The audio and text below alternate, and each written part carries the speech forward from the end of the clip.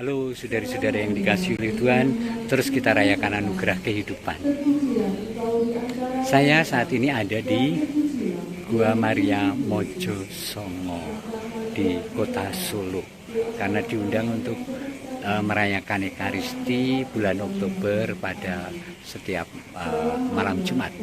Dan tentu saja tentang pelayanan apapun saya sangat sukacita untuk bisa melakukan apa yang bisa aku lakukan. Kurang lebih begitu. Misa dimulai jam 7 dan umat sedang mempersiapkan diri karena bulan Oktober dengan doa Rosario. Ini adalah kapel atau aulanya atau ruangnya untuk Ekaristi malam ini. Cukup banyak yang datang, saya tidak menduga bahwa sebanyak ini. Dan sebentar lagi kita akan merayakan Ekaristi. Saya akan persiapan dulu di sakristi. Kita ikuti. Haleluya. Keesokan harinya, ketika hari siang, ia memanggil murid-muridnya, lalu memilih dari antara mereka 12 orang yang disebutnya rasul. Mereka itu ialah Simon, yang juga diberi nama Petrus, Andreas, saudara Simon, Yohanes dan Yakobus, Filipus dan Bartolomeus, Matius dan Thomas, Yakobus anak Alfeus, dan Simon yang disebut orang Silot, Yudas anak Yakobus, dan Judas Iskariot yang kemudian menjadi pengkhianat. Saudara-saudara yang dikasihi Tuhan, saya berkarya di Paroki Wonogiri tahun ketiga Wonogiri. Saya senang tempatnya lapang Wonogiri itu, tidak kayak Solo atau Jogja karena saya orang Jogja berjubel. Wonogiri itu lengang, bahkan di downtownnya di pusat kotanya itu juga parkir mobil pun gampang, serame-ramenya, dan saya enjoy dengan itu. Nah, saudara-saudara yang dikasihi Tuhan, saya mulai dari mana? Saya datang ke sini dengan dua anak saya. Saya punya dua anak. Yang satu namanya Louis Armstrong, sangat terkenal, itu anak saya itu. Yang kedua adalah Jennifer Lopez, Jennifer, yang tadi menggonggong itu. Saya taruh di kamar. Sebenarnya saya lepas gak apa-apa, pasti ada di sini. Tetapi panjenengan nanti perhatiannya pada anak-anak saya, bukan pada saya. Maka saya kurung di kamar aja. Saudara-saudara yang dikasihi Tuhan, hampir semua bawa handphone kan? Yuk kita buka, ambil handphonenya dari tas. Kita buka ya.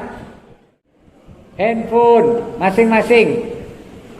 Bukan untuk membuka YouTube saya. Enggak, bukan. Tetapi saya ingin Anda mencatat lagu, lalu kita nyanyi bersama. Mari kita nyanyikan. Begini lagunya. Pasti semua tahu. Maju laskar Kristus, lawan kuasa gelap. Ikut salib Yesus, sungguh dan tetap. Pernah tahu kan? Rajamu sendiri paling di depan, maju dan iringi panji cemerlang. Maju laskar Kristus, lawan kuasa gelap. Ikut salib Yesus, sungguh dan tetap. Yuk, aku mau bayangke sing saudara ning Gua Maria kuwi sepuh-sepuh, ternyata ini muda-muda semua loh ya. Ya masih kuat, berdiri yuk. Kita berdiri semua. Iya dong, laskar Kristus loh ya. Ya, maju. Jadi begini caranya, yuk ikut semua ya. Ikut semua. Kan adem iki. Jadi harus sehat, harus dilawan dingin. Yang tangan kanan genggam begini. Siap? Siap? Atau begini juga boleh, terserah ekspresinya. Jangan malu mengekspresikan. Lalu kemudian yang tangan kiri tetap pegang handphone, mau rapal. Jadi begini ya, majulah. Lalu kakinya dientrok-entrok. Ini kan lagu mars untuk tentara-tentara Laskar Kristus kan. Maju Laskar Kristus, maka lawan masa gelap. Gitu ya, siap? Dinterak-enterake ya. Yuk, siap semua. Aja rumangsa tuwa, kabeh gerak. Aku ya rapal soalnya. Siap? Boleh begini. Ini luwih heroik loh ini loh ya. Luwih heroik loh. Untuk Kristus Tuhan kita.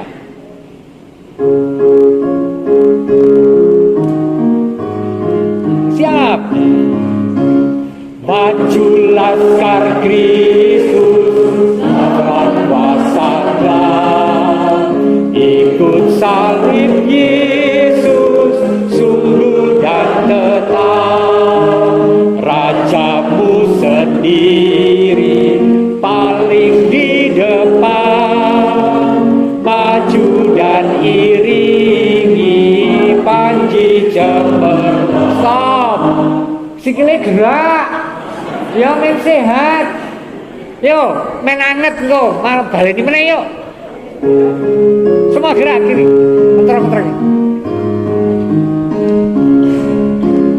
Majulah laskar Kristus lawan kuasa gelap.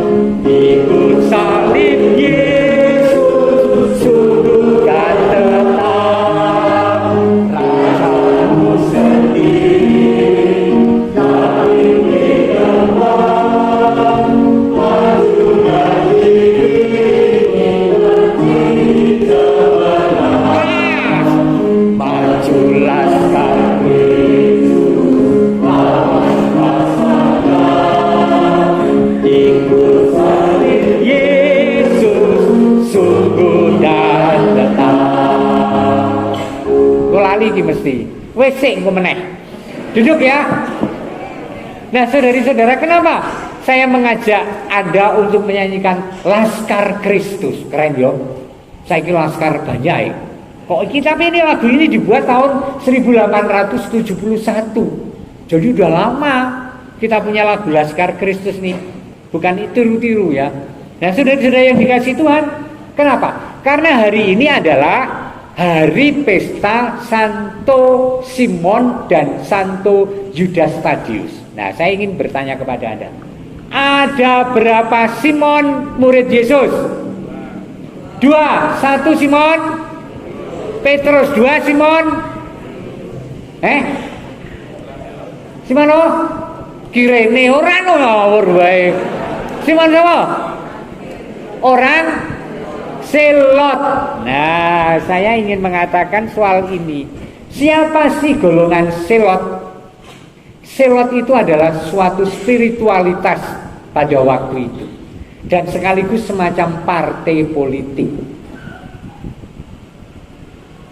Spiritualitas orang Selot adalah orang-orang yang sangat militan, orang-orang yang sangat bertekun di dalam iman, mereka terpelajar, tetapi juga membawa gelati dan pedang untuk melawan siapa yang melawan kebenaran diri mereka. Jadi kaum-kaum radikal ini. Ini orang Selot, Anda bisa googling. Orang Selot itu seperti itu. Luar biasa. Gumunku, heranku, wong-wong ngono kok ya dipilih Gusti Allah. Dipilih Gusti Yesus. Dan itu melengkapi 12 murid yang semua aneh-aneh. Beda kabeh. Petrus itu sangat luar biasa loh. Wis mengkhianati sedemikian, melukai, tetap diampuni dan dipilih dan diberi kepercayaan oleh Yesus. Kurang apa? Membayangkan seorang guru Tuhan sendiri yang malam itu ditangkap dan membutuhkan teman yang masih ada di sekitarnya, mereka bubar. Tetapi karena relasi begitu dekat, Petrus tuh delik ora bubar ning nginjak-nginjen lagi kapake kayu. Sedang disiksa, sedang dipolo, sedang dianiaya, sedang dicemooh, sedang diludahi, sedang dicambuk. Dan Petrus tahu semuanya itu. Tetapi Petrus menyelinap di antara kelompok-kelompok yang ada. Dan ketika konangan, beberapa kali konangan Anda bisa membaca Injil. Ketika beberapa kali konangan, salah satunya adalah ketika, aku tahu dari bahasamu, kamu kan muridnya orang itu. Aku pernah lihat loh di Bait Allah, misalnya begitu kan. Jawab Petrus seperti apa? saya tidak kenal dengan orang itu. Kurang ajar orang. Ya kurang ajar apa? Orang kurang-kurang, dari kurang ajar. Bener gak? Lah kok Gusti ku ya ora kapok-kapok. Ketika sesudah bangkit, berjumpa lagi dengan Petrus di tepi danau Genesaret pagi hari. Ketemu Tuhan yang sudah bangkit, mendekati Petrus. Dan Yesus bertanya, ini adalah YouTube saya yang hari ini, ada bisa buka nanti. Dan Petrus bertanya, Simon anak Yohanes, apakah engkau mengasihi aku? Dan Petrus mengatakan, Tuhan engkau tahu segala sesuatu. Aku mencintaimu. Keren. Artinya, kepada saya, Tuhan tidak menuntut terlalu tinggi. Tuhan sangat memahami keterbatasan kita masing-masing. Amin. Tepuk tangan buat Tuhan. Tetapi Petrus adalah orang yang terbuka untuk dipimpin oleh Tuhan. Ini yang poin yang paling penting. Kita lemah, kita sering jatuh di dalam dosa, tetapi aku terbuka, Allah memimpinku. Dan aku mau dipimpin oleh Roh Allah itu. Ini penting dalam soal tanggung jawab perutusan kita masing-masing. Saya tidak ngomong soal gereja, saya ngomong tentang Anda yang bertanggung jawab atas tanggung jawab masing-masing. Bu sebagai bapak, bu sebagai ibu, bu anak-anakku sebagai pelajar atau mahasiswa, atau tentang apapun, bu tentang komitmen di gereja, menjadi prodiakon, menjadi anggota kur dan seterusnya. Mau terbuka dipimpin oleh Roh. Dan apa yang terjadi? Petrus mau, dan akhirnya Petrus itu sempurna untuk mengikuti Tuhan karena Tuhan menyempurnakannya pada orang-orang yang terbuka hatinya. Dan Petrus seperti itu. Oke, saya tentu saja tidak menguraikan 12 rasul, tetapi kembali ke Simon, orang Selot. Orang yang sangat berkobar-kobar, orang yang ingin menegakkan agama dengan pedang dan belati. Dipilih oleh Tuhan. Dan kemudian dengan cara Tuhan dilok supaya tidak hanya memikirkan agama dalam konteks kecil, tetapi keselamatan dan kerajaan Allah dalam konteks yang besar, yaitu keselamatan jiwa kita di surga dan keselamatan untuk semua orang. Karena waktu itu Simon berpikir bahwa iman itu ya milik orang Yahudi dan kami membela bangsa Yahudi dari kekafiran, maka memegang belati dan pedang. Dan bahkan orang Selot itu yang memimpin pemberontakan dari Kekaisaran Roma pada tahun 60-an Masehi, dan Simon di antara. Maka saudara-saudara, beberapa poin saja. Satu, seperti Petrus tadi, dalam kelemahan, dalam kerapuan, Allah mengendaki dan memilih Anda. Amin. Amin. Amin. Amin. Jadi Anda masing-masing sudah punya tanggung jawab, komitmen, dan apapun itu, hidupilah komitmen itu. Yang kedua, Simon orang Selot adalah orang yang sangat kenceng dengan agama dan dengan imannya. Tetapi wacananya terlalu sempit. Hanya untuk dirinya, hanya untuk keluarganya, hanya untuk kaum bangsanya. Dan bagi Simon Selot, seperti juga para murid lain, keselamatan itu ya berarti bebas, merdeka, penjajah diusir. Karena mereka kan dijajah oleh Kekaisaran Roma. Maka mereka memberontak dengan pedang tahun 66 atau 60-an lah masih. Dan Simon yang terbuka hatinya dilok oleh Gusti Yesus dan menjadi rasul yang berkobar-kobar, menjadi laskar Kristus. Itu seperti juga misalnya Santo Ignatius dari Loyola, ya kan? Dari tadinya tentara, dipanggil Tuhan bertobat, lalu berkobar-kobar tidak dengan pedang lagi, tetapi mewartakan dengan totalitas hidup. Dan akhirnya kenapa memakai kasula merah? Karena baik Yudas maupun Yudas Tadius, bukan Yudas Iskariot ya, dan Simon orang Selot akhirnya memberikan hidupnya sebagai martir. Ayo Mudah-mudahan semangat ini mengobarkan setiap pribadi untuk mewartakan kerajaan Allah dan untuk memberi kesaksian. Ingat, iman itu bukan hanya untuk diri sendiri. Keselamatan kita itu karena menyelamatkan orang lain. Wis wacanen Injil sak kabeh. Aku menjadi suci karena aku membawa keselamatan bagi orang lain, bukan karena aku rajin ke Mojosongo. Enggak. Atau aku rajin novena. Enggak, yaitu melengkapi.